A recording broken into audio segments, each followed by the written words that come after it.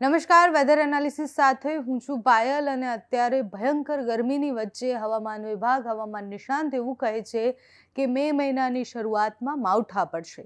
એ માવઠાથી ખેડૂતોને ખૂબ વધારે તકલીફ પડવાની સંભાવનાઓ છે, કારણ કે ગુજરાતના અલગ અલગ વિસ્તારોમાં એ માવઠા પડવાના છે. 1 મે આવશે એટલે તરત માવઠાની શરૂઆત થઈ જશે.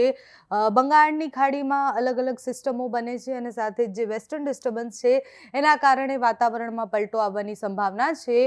આજે પણ ઘણા બધા વિસ્તારોમાં, મહારાષ્ટ્રના દરિયાકાંઠાના વિસ્તારોમાં વરસાદની સંભાવના છે. ગુજરાતના દરિયાકાંઠાના વિસ્તારમાં કાલે છૂટો છવાયો વરસાદ પડશે. ભુવનેશ્વર અને એની આસપાસ ખૂબ મોટી જે સિસ્ટમ બંગાળની ખાડીમાં બની છે એની અસરને કારણે વરસાદ પડી રહ્યો છે. 1 તારીખે ગુજરાતના અમુક વિસ્તારોમાં છૂટો છવાયો વરસાદ ભારે પવન સાથે પડવાની સંભાવના છે. ગાજવીજ સાથે વરસાદની સંભાવના છે એવું હવામાન નિષ્ણાંતે કહ્યું છે.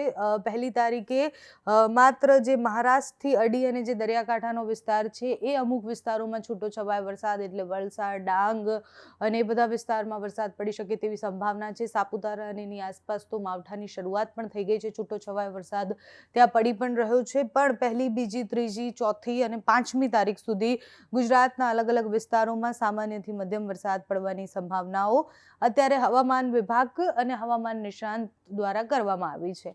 હવામાન વિભાગે ગરમીથી સાવચેત રહેવા માટે પણ કહ્યું છે, કારણ કે 2 દિવસ ખૂબ વધારે ગરમી પડી શકે તેવી પણ સંભાવનાઓ છે. 2 તારીખે પણ ગુજરાતના અમુક વિસ્તારોમાં વરસાદ પડશે. વિંડીમાં અત્યારે વરસાદ નથી બતાવી રહ્યા. જેમ જેમ દિવસ આગળ વધશે એમ એ આગાહી પણ બદલાતી રહેશે. હવામાન નિષ્ણાંત અંબાલાલ કાકાનું એવું માનવું છે કે ગુજરાતમાં જે દક્ષિણના ભાગો છે, ઉત્તરના ભાગો છે અને મધ્યના ભાગો છે એ બધા જ વિસ્તારોમાં છૂટો છવાયો વરસાદ પડી શકે છે. બાકીના વિસ્તારો એટલે કે કચ્છ અને જે દરિયાકાંઠાનો વિસ્તાર છે સૌરાષ્ટ્રનો, ત્યાં પણ અમુક વિસ્તારમાં સામાન્યથી છૂટો છવાયો વરસાદ પડવાની સંભાવના છે. 1 તારીખથી લઈ અને 5મી તારીખ સુધીની આ સંભાવનાઓ વ્યક્ત કરવામાં આવી છે. અહીંયા તમે જુઓ કે ઉત્તર ગુજરાત સુધી પણ વરસાદ પહોંચવાનો છે. અમદાવાદમાં પણ 3, 4 તારીખની આસપાસ વરસાદની સંભાવનાઓ દેખાય છે. એકદમ સામાન્યથી મધ્યમ વરસાદ પડવાનો છે, ક્યાંય ખૂબ વધારે વરસાદની સંભાવના નથી. એટલે 5 તારીખ સુધી સાવચેત રહેવાનું છે. માવઠું પડવાનું છે, ખેડૂતોએ ખૂબ સાવચેત રહેવાનું. તમે જુઓ 4 તારીખે તો ગુજરાતમાં જે ચોમાસામાં વરસાદ પડે એટલો બધો વરસાદ બતાવી રહ્યા છે. મોટાભાગના સૌરાષ્ટ્રના ભાગોમાં વરસાદની સંભાવનાઓ છે. સાથે જ ઉત્તર ગુજરાત અને મધ્ય ગુજરાતમાં પણ ખૂબ વધારે વરસાદ 4 તારીખે પડે તેવી સંભાવના છે. 4 અને 5મી તારીખે સૌથી વધારે વરસાદની આગાહી કરવામાં આવી છે. એટલે દાહોદમાં પણ વરસાદ પડવાનો છે. વડોદરા, અમદાવાદ, આ બાજુ સુરત, વલસાડની આસપાસના વિસ્તારોમાં વરસાદ પડશે. મહેસાણા, પાલનપુર, ઉત્તર ગુજરાતવાળા આખા પટ્ટામાં વરસાદ પડશે. જુનાગઢવાળો, સૌરાષ્ટ્રનો રાજકોટ અને એ જે પટ્ટો છે ત્યાં પણ વરસાદની સંભાવના છે. દરિયાકાંઠાના વિસ્તારમાં વરસાદ પડશે. કચ્છમાં પણ વરસાદની સંભાવના છે. એટલે 4 અને 5મી તારીખે ગુજરાતમાં ખૂબ વધારે ભારે વરસાદ પડવાની સંભાવના છે. જેમ જેમ દિવસ આગળ વધશે એમ વરસાદની તીવ્રતા પણ વધવાની છે અને ભારે પવન સાથે આ વરસાદની સંભાવના છે. ઉનાળામાં આટલો ભયંકર વરસાદ આપણે મોટાભાગે નથી જોતા, પણ આ ઉનાળામાં હજુ એક બીજો રાઉન્ડ એવો આવશે કે જેમાં ભયંકર વરસાદ પડશે, માવઠું પડશે. અને 5મી તારીખે પણ ઓલમોસ્ટ આખા ગુજરાતમાં વરસાદ બતાવી રહ્યા છે. એટલે 4 અને 5મી તારીખે ગુજરાતમાં ભયંકર વરસાદ પડી શકે તેવી સંભાવનાઓ છે.